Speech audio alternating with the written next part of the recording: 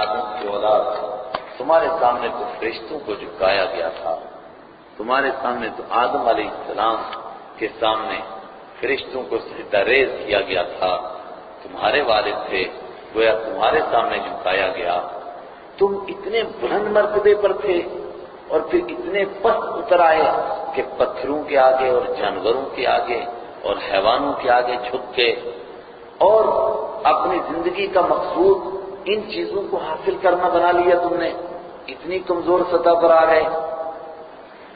آدم علیہ السلام کی اولاد میں ساری اولاد ہے، اس میں سب مخاطب تھے۔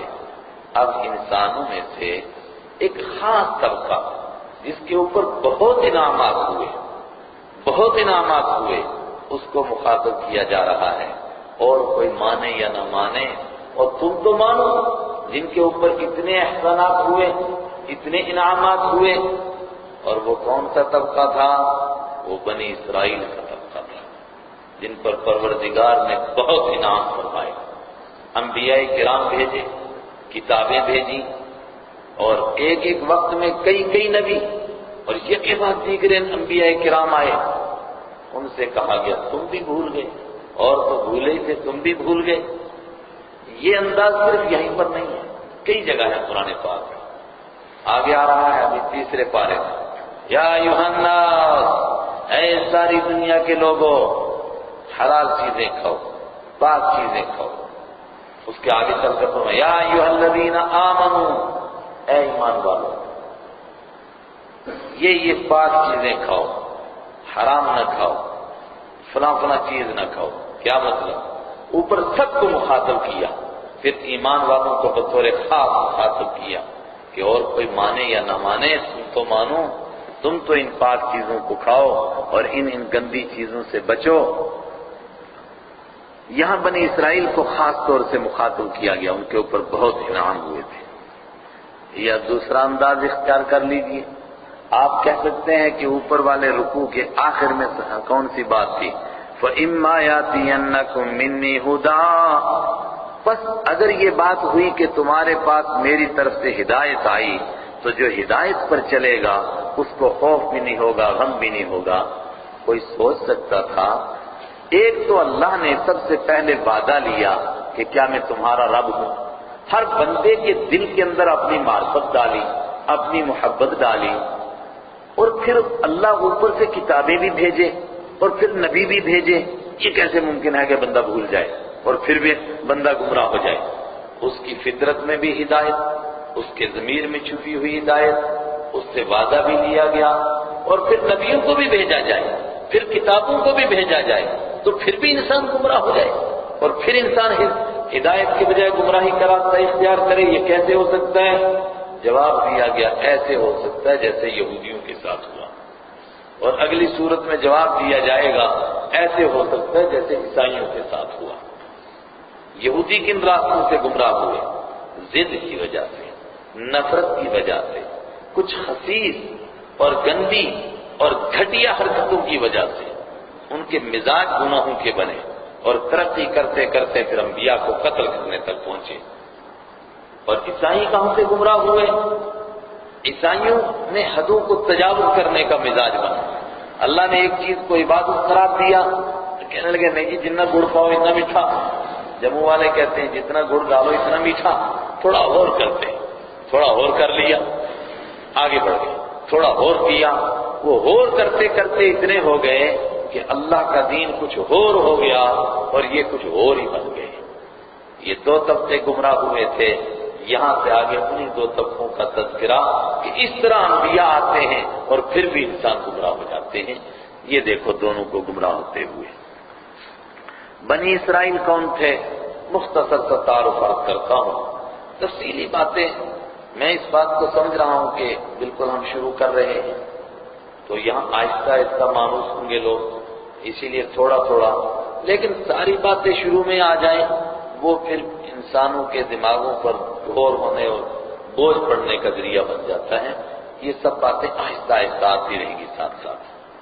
مختصر تعارف یہ ہے، پروردگار نے حضرت ابراہیم علیہ السلام کو انسانوں میں بطور خاص چنا، بہت امتحان لیے ان سے، اور پاک کر کے انی جاعلک للناس اماما، میں نے تجھے ساری کائنات کا امام بنایا۔ اور امام کیسا بنایا کہ اب جتنے نبی آئیں گے وہ تیری اولاد میں آئیں گے، جتنی کتابیں آئیں گی وہ تیری اولاد میں آئیں گی۔ اس میں ہے تھوڑا سا اختلاف۔ ایک طبقہ کہتا ہے کہ حضرت ابراہیم علیہ السلام کے بعد دوسرے خاندانوں میں بھی انبیاء آئے، لیکن حضرت ابراہیم علیہ السلام کے خاندان میں بہت زیادہ ہے۔ لیکن امت میں بھاری طبقہ، بلکہ جمہور امت میں کہہ سکتا ہوں، اس موقف پر قائم ہے کہ نہیں، ابراہیم علیہ السلام کے بعد اب جتنے نبی آئے وہ سب کے سب انہی کی اولاد ہیں، جتنی کتابیں آئیں وہ سب کے سب انہی کی اولاد ہیں۔ ان کے دو بیٹے ہیں، ایک حضرت اسحاق اور ایک حضرت اسماعیل علیہ السلام۔ حضرت اسماعیل بڑے بیٹے ہیں، تقریباً بائبل کی روایتوں کے مطابق 15-20 سال بڑے ہیں۔ ان کو اللہ کے حکم پر مکہ میں بسایا اور وہاں پر اللہ کا گھر بیت اللہ شریف بنایا۔ چھوٹے بیٹے حضرت اسحاق علیہ السلام ہیں، ان کو شام میں بسایا اور وہاں پر بھی مسجد اقصی ان کے لیے اللہ کی عبادت کے لیے منتخب کیا گھر کے، اس میں اللہ کی عبادت کی جائے۔ حضرت اسماعیل علیہ السلام کی اولاد میں طویل زمانے تک کوئی نبی نہیں آئے۔ اسی کو قرآن کریم نے کہا کہ آپ ان لوگوں کو آگاہ کریں جن کو نہیں آگاہ کیا گیا تھا آپ سے پہلے، جن کے باپ دادا کو بھی آگاہ نہیں کیا گیا تھا۔ یہ حضرت اسماعیل کی اولاد ہے کہ انہوں نے حضور سے پہلے کوئی نبی نہیں آیا۔ اس کے مقابلے میں حضرت اسحاق علیہ السلام ہے، ان کی اولاد میں بہت انبیاء ہیں۔ کتنے نبی آئے متعین کر کے نہیں بتایا جا سکتا، بعض حضرات نے ہزاروں شمار کیے، بعض حضرات نے تو کہا ایک ایک وقت میں سینکڑوں انبیاء، لیکن ہمارے پاس کوئی بہت تفصیلی شہادتیں موجود نہیں۔ ہاں قرآن کے انداز سے ہم کہہ سکتے ہیں کہ بہت انبیاء ہیں، مگر اس کے باوجود وہ بگڑتے رہے، بار بار ان کو سمجھایا جاتا رہا اور بار بار وہ بگڑتے رہے۔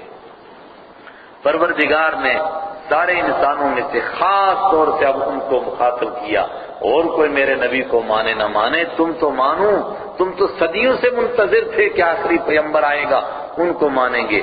یا بنی اسرائیل اذکروا نعمتی التی انعمت علیکم، او اسرائیل کی اولاد۔ مشہور ہے کہ اسرائیل حضرت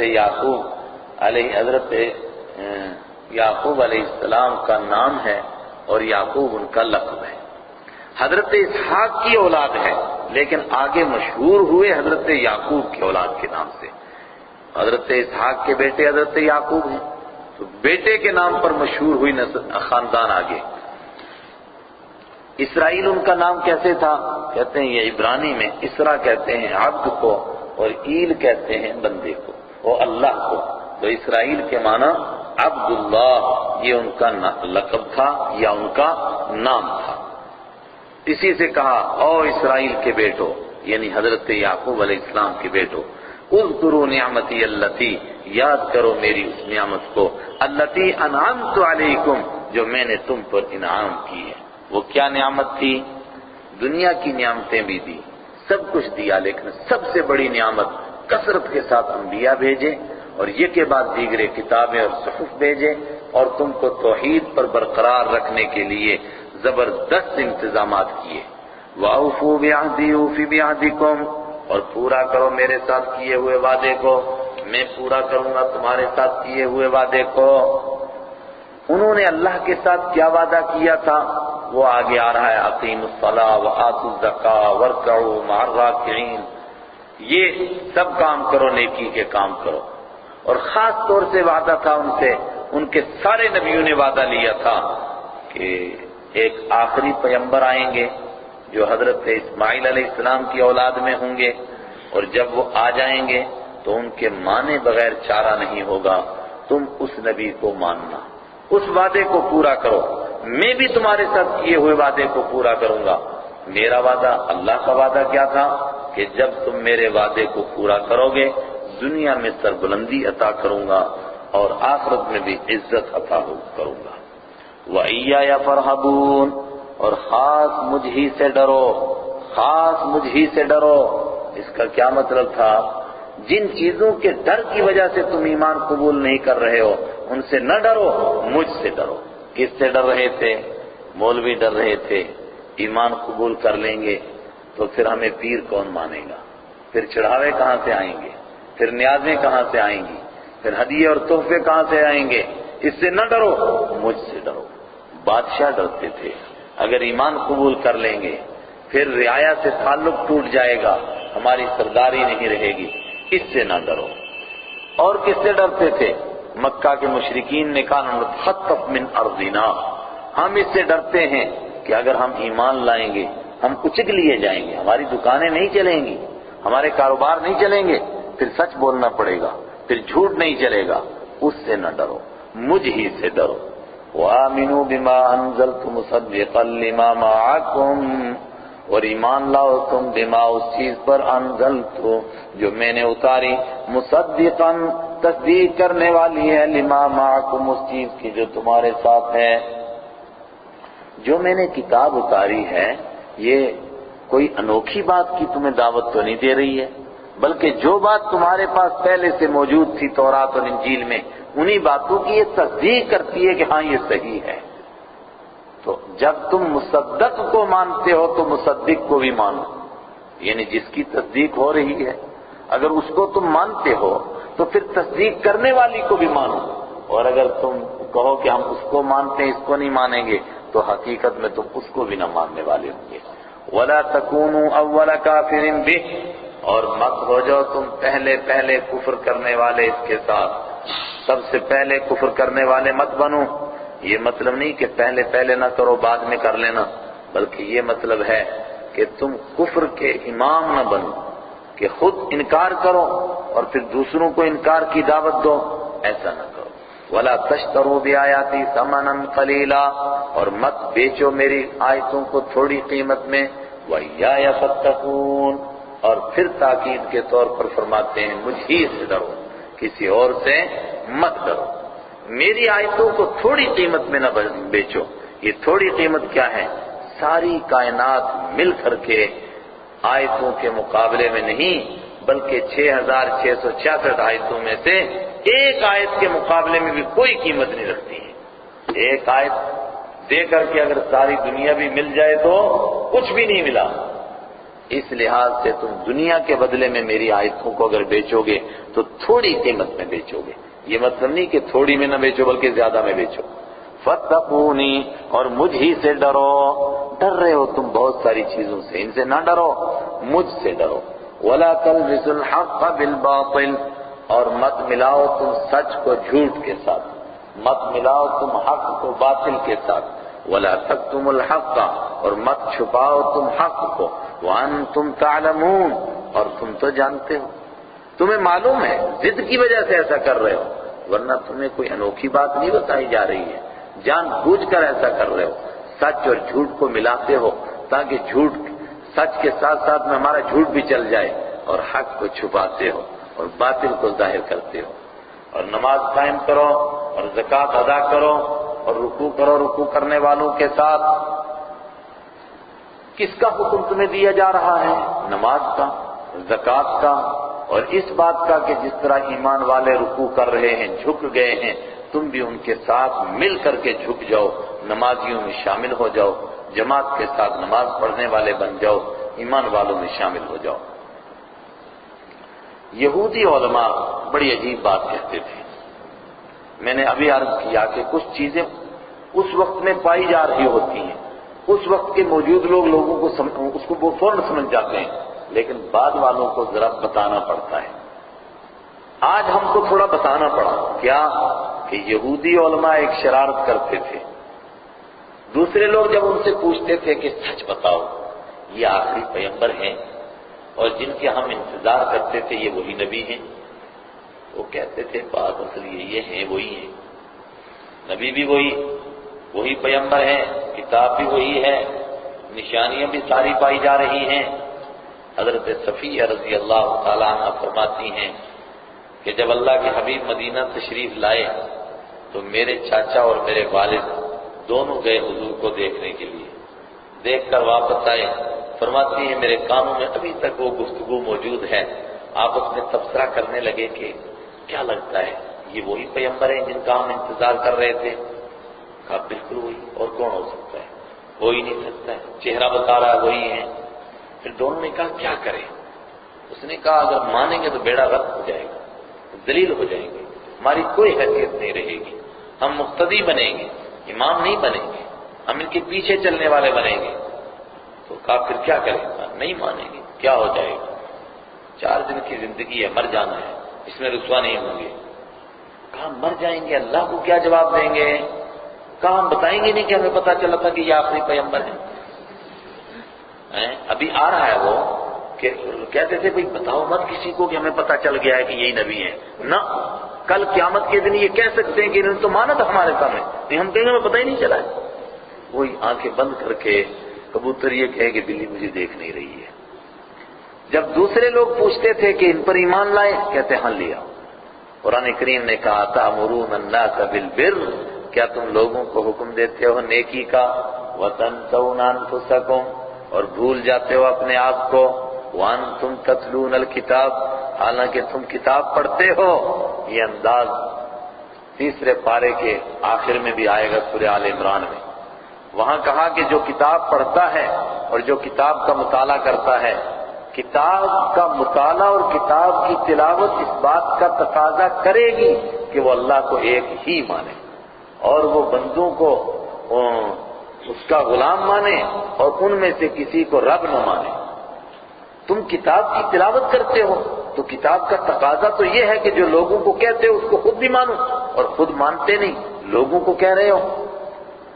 افلا تعقلون، تو کیا تم عقل سے کام نہیں لیتے ہو؟ لیکن کہنا بڑا آسان ہے، چھوڑنا بڑا مشکل ہے۔ آج سے 10 15 20 سال پرانی بات ہے، بدھ مذہب سے ایک صاحب ایمان لائے، لمبی بات ہے، وہ ان کے پیشواؤں میں سے تھے۔ تو ان سے انٹرویو لیا گیا، میں نے وہ انٹرویو پڑھا ہے کہ آپ کو اچانک یہ سمجھ میں آیا؟ انہوں نے کہا نہیں، 5 سال پہلے سے میرے دل میں بالکل اسلام کی حقانیت اتر گئی تھی پوری کہ یہ سچا مذہب ہے اور اس کے بغیر انسان کی مکتی نہیں ہو سکتی ہے۔ تو پوچھنے والے نے پوچھا کہ 5 سال تک آپ کس کا انتظار کرتے رہے، اگر مر جاتے اس کے بیچ میں؟ اس نے کہا کہ کہنا بڑا آسان ہے، لیکن آپ کو معلوم نہیں ہے کہ ہم اپنے مذہب کے اعتبار سے دنیا میں جو 5 بڑے لامے ہوتے ہیں وہ نائب خدا ہوتے ہیں اور وہی کائنات کا نظام چلاتے ہیں۔ اب ایک آدمی جو اپنے آپ کو خدا سمجھ رہا ہے وہ تخت خدائی سے نیچے اترے اور بندوں کے بیچ میں بیٹھ جائے، آسان کام ہے؟ 5 سال لگے یہ سوچتے ہوئے کہ کیسے اتروں، کیسے اعلان کر دوں سچ کا۔ آخر اللہ نے ہمت دی، ایک دن کہہ دی سب فراڈ ہے، بس سچ بات یہی ہے، ایک اللہ کا دین سچا ہے۔ یہ مشکل کام ہے، کیسے کریں گے؟ وَاسْتَعِينُوا بِالصَّبْرِ وَالصَّلَاةِ، مدد حاصل کرو صبر سے اور نماز سے۔ مدد حاصل کرنے کا مطلب ڈٹ جاؤ، عزم اور ارادہ۔ انسان جب پختہ ارادہ کرتا ہے، کہنے والے نے کہا ہمالیہ جھک جاتا ہے، کہتا ہے میرے اوپر سے گزر جاؤ، اور نماز کی طرف متوجہ ہو جاؤ۔ نماز انسان میں عاجزی لائے گی۔ جب زمین پر ماتھا رکھو گے، جب ناک سے لکیریں لگاؤ گے، پھر اس بات کو بھول جاؤ گے کہ ہمارے سامنے چڑھاوے چڑھتے تھے، نیازیں چڑھتی تھی، حلوے آتے تھے اور لوگ ہمیں کیا کیا کہتے تھے، اور ہائے ہماری وہ سرداری کہاں گئی، یہ بھول جائے گا، آسان ہو جائے گا چھوٹنا۔ وَإِنَّهَا لَكَبِيرَةٌ إِلَّا عَلَى الْخَاشِعِينَ، اور نماز خود بڑا مشکل کام، آسان کام ہے نماز۔ وَإِنَّهَا لَكَبِيرَةٌ، اور بے شک نماز بہت بڑی ہے۔ زمین پر ماتھا رکھنا، ناک سے لکیریں لگانا آسان کا بڑی مشکل ہے، الا علی الخاشعین، مگر عاجزی کرنے والوں کے لیے کوئی مشکل نہیں، وہ جھک سکتے ہیں۔ الذین یظنون انہم ملاقو ربہم، کون ہے عاجزی کرنے والے؟ یہ وہ لوگ ہیں جو پختہ یقین کرتے ہیں، انہم ملاقو ربہم، کہ وہ ملنے والے ہیں اپنے رب سے۔ میں نے یظنون کا ترجمہ کیا پختہ یقین کرتے ہیں۔ ظن کے معنی یقین بھی ہے اور ظن کے معنی گمان بھی ہے، بعض حضرات نے یہاں گمان بھی کیا ہے۔ اگر پکا یقین ہو جائے پھر تو انسان میں عاجزی پیدا ہو ہی جائے گی۔ جس آدمی کو یہ معلوم ہے کہ مجھے اپنے مالک کے سامنے حفاظاً عراةً غرلا، ہائے ہائے ننگے پاؤں، ننگے جسم، ننگے سر کھڑے ہیں، اٹھنا ہے اور پھر لباس عطا ہوگا اور پھر اس مالک کے سامنے پیش ہونا ہے، مجھے قبر میں جانا ہے، کیڑوں نے کھانا ہے، یہ میرا حال ہے قیامت کے دن ایسا. تو وہ اکڑے گا، وہ نماز پڑھنے سے انکار کرے گا؟ جس کو یہ یقین ہو وہ کبھی نماز پڑھنے سے انکار نہیں کرے گا. اگر یقین نہیں تو یظن کا معنی گمانی کر لو. اگر خیال بھی کبھی آ جائے نا، تھوڑی دیر کے لیے سر جھکائے اور سوچے کہ ہائے وہ کیسا وقت ہوگا جب کھرا اور کھوٹا سامنے آئے گا، میری اولاد، میرے بچے، میرے ماں باپ، میرے دوست، میرے رشتہ دار اور میرے مرید، میرے شاگرد میرے سامنے ہوں گے اور رات سارے باہر آ جائیں گے اور کہیں ارے بڈھے تو ایسا فراڈی مکار اور دنیا میں نیک بنا ہوا تھا، کیا ہوگا؟ جب ایک مرتبہ تصور کرتا ہے انسان، دماغ کی چولیں ہل جاتی ہیں. جو یہ گمان کرے گا اس کے لیے جھکنا آسان ہوگا، عاجزی کرنا، اور جس میں عاجزی آئے گی اس کے لیے نمازی بننا آسان ہے.